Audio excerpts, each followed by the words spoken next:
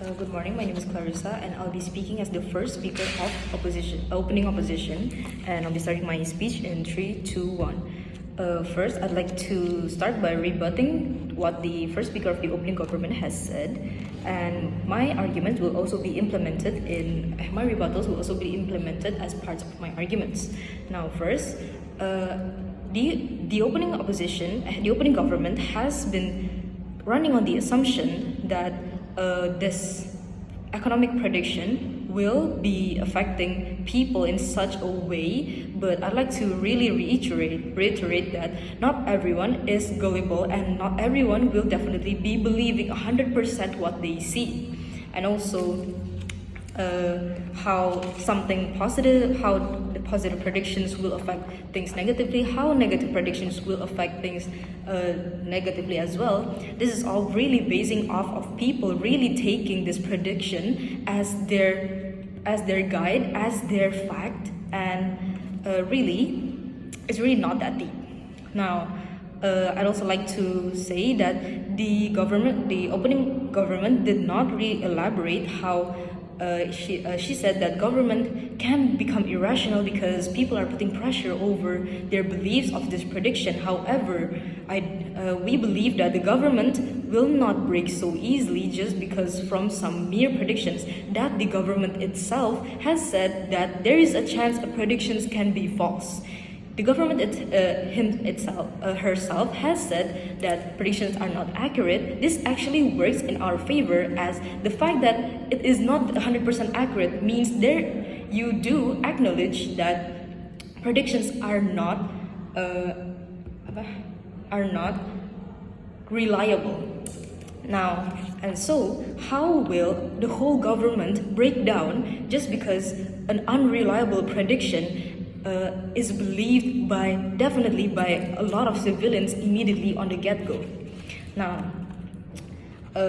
so essentially, predictions are not the end-all be-all. It does not hold as much influence as how the government is trying to really play it.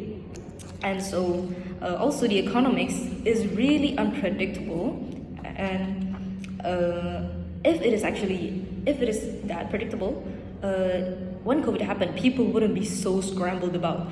They wouldn't be this shocked. Things wouldn't have gone so out of hand as we have ourselves first-handedly experienced, and that just shows how really unpredictable economy is. And so such predictions, we underline, is really not that harmful. It is just predictions, as the government itself has also said in our favor. And so we'd also like to bring that the government's mechanism of banning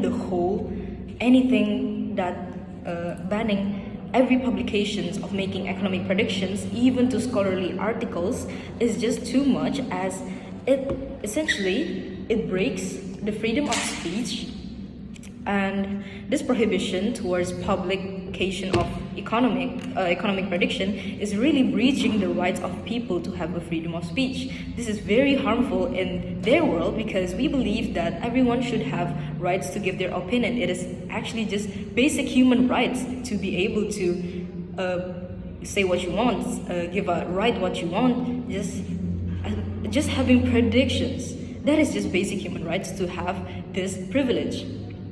And this is analogous to you prohibiting a person's ability to say something. This could be exploited actually by the government as leeway for them to ban certain publications under the reason that this could fall under the scope of some kind of prediction, even though it is not. Perhaps it's something that assumably the government wants to hide, but since the law itself can and willingly be able to ban anything that has even hints of economic predictions, anything that smells like economic predictions will be banned without question, is really giving a weird and honestly dangerous powers to the government to be able to control what can and cannot be put out.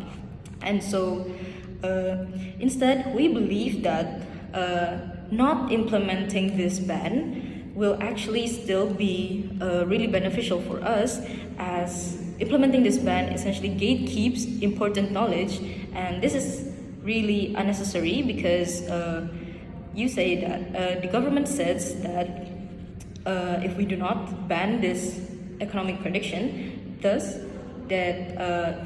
fear mongering can happen, political tension can happen, and it's gonna be weaponized for people who know better gains. We believe that harms in government will exist nonetheless, with or without these predictions. Really, these predictions, we repeat, are just predictions, and they do not dictate anything, and it is not going to be the downfall of society, and it's not going to be the main factor of fear-mongering or any false hope or any political tension. And as such, we believe that this house will be prohibiting and will not be prohibiting publications of economic predictions. And with that, we are proud to oppose.